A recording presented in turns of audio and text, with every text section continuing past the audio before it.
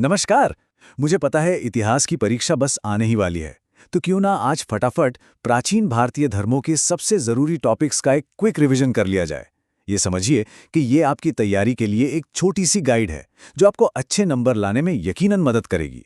तो आज हम क्या-क्या कवर करने वाले हैं? हम इन 5 मेन टॉपिक्स पर फोकस करेंगे। सबसे पहले संस्थापकों के बारे में जानेंगे, फिर बौद्ध और जैन धर्म के मूल सिद्धांतों को समझेंगे, उनके संप्रदायों के बीच का अंतर देखेंगे और आखिर में हिंदू परंपराओं पर भी एक नजर डालेंगे।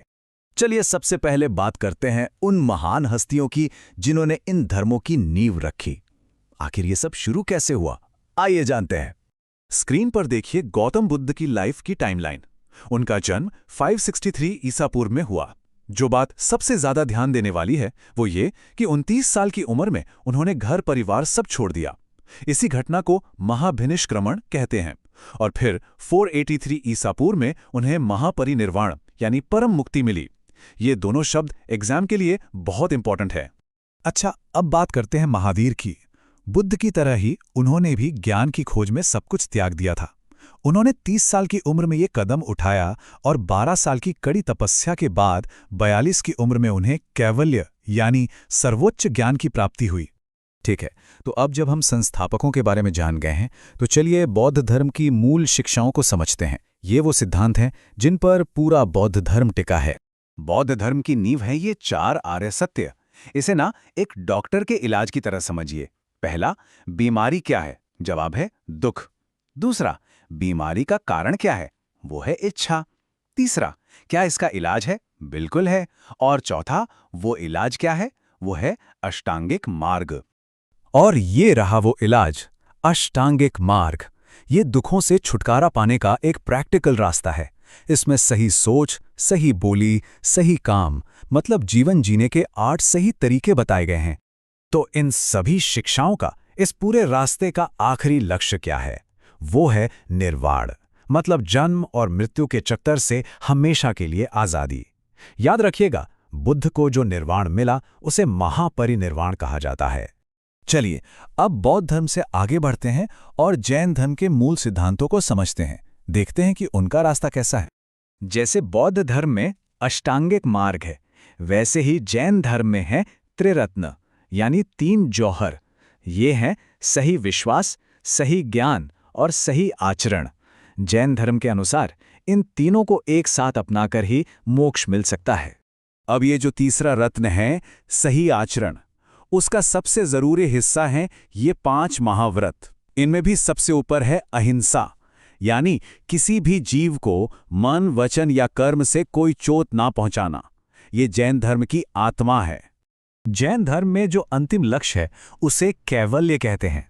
इसका मतलब है सर्वोच्च ज्ञान। ये काफी कुछ बौद्ध धर्म के निर्वाण जैसा ही है, जहां आत्मा हर बंधन से मुक्त हो जाती है। और एक मजेदार बात यह है कि जैन धर्म में 24 तीर्थंकर हुए हैं और हर एक का अपना एक प्रतीक है। ये उन्हें पहचानने में मदद करता है। जैसे महावीर का प्रतीक है सिंह। ये याद रखने में भी आसान है।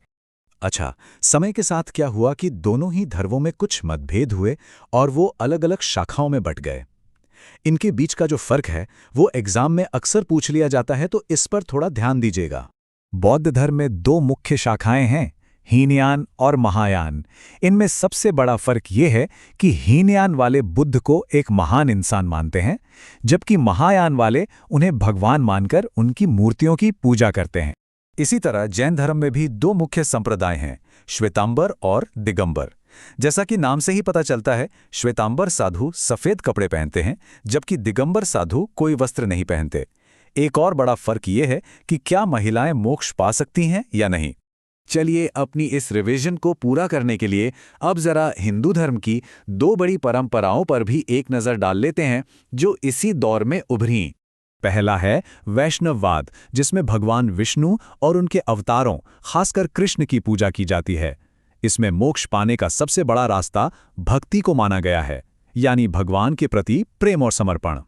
और दूसरा है शैववाद, जो भगवान शिव को परमेश्वर मानकर उनकी पूजा पर जोर देता है। इसके भी अपने अलग संप्रदाय और मशहूर मंदिर हैं। तो चलिए अब तक जो भी पढ़ा है उसे एक छोटे से सवाल से टेस्ट करते हैं। सवाल है, बुद्ध का दूसरा नाम क्या था? और सही जवाब है ऑप्शन ख सिद्धार्थ। ये बात अच्छे से याद कर लीजिए, बुद्ध बनने से पहले उन्हें सिद्धार्थ के नाम से ही जाना जाता था। ये सवाल आ सकता है। तो कुल मिलाकर हमने ये देखा कि कैसे इन सभी धर्मों ने कर्म और पुनर्जन्म जैसे बड़े सवालों के अपने अपने ढंग से जवाब दिए। भले ही उनकी कुछ बातें मिलती जुलती हों, लेकिन मुक्ति तक पहुंचने के उनके रास्ते एकदम अलग थे। हमारी आज की चर्चा तो यहीं खत्म होती है, लेकिन जाने से पहले एक सवाल छोड़ जाता हूं। जरा सोचिए कि जैन धर्म का जो अहिंसा का सिद्धांत है, वो आज की हमारी दुनिया की समस्याओं को सुलझाने में कैसे काम आ सकता है।